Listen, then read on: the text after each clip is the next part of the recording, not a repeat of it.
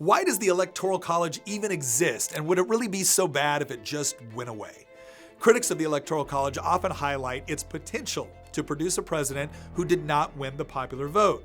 And this has happened 5 times in American history, and each time the losing side has decried the outcome as an undemocratic travesty.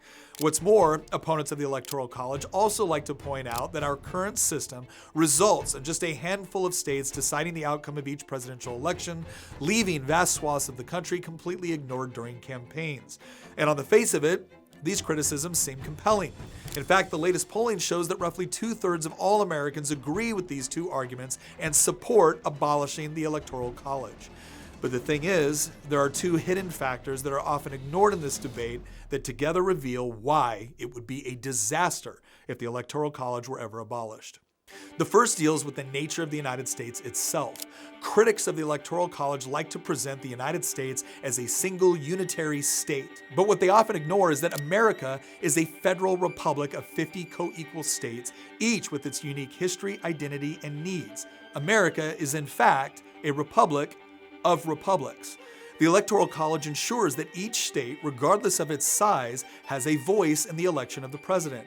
In fact, it's precisely why the United States was able to be formed in the first place, because smaller states like Rhode Island and Connecticut wouldn't have willingly joined the Union if they knew that larger states like Virginia or New York could simply rule over them.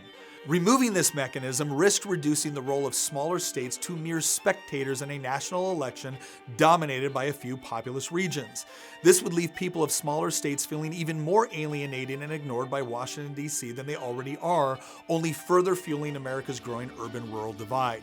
While critics argue that 49% of Americans shouldn't be allowed to rule over 51%, what they often ignore is that the United States was never meant to be a purely majoritarian system.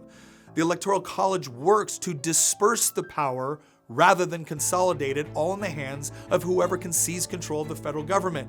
And it does this by making it harder to seize political power simply through the strength of raw numbers alone.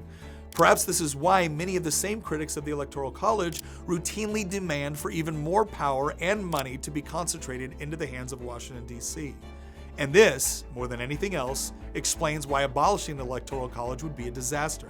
Because in a country with a population of over 330 million people, the only ones who would benefit from a consolidation of political power in the hands of the federal government would be the government. The fact is that our federal elections have increasingly become a high-stakes power struggle where one side wins and then seeks to impose its will on the other. And this sort of zero-sum game not only threatens the very unity of our country, it breeds political resentment and radicalism. Rather than demanding that we should make it easier for one side to dominate over the other, we should be seeking ways to remove power from the hands of the federal government that it was never supposed to have in the first place. Do you have an episode that you would like us to tackle? Please let us know in the link in the description, and maybe the next 1 minute will answer your question.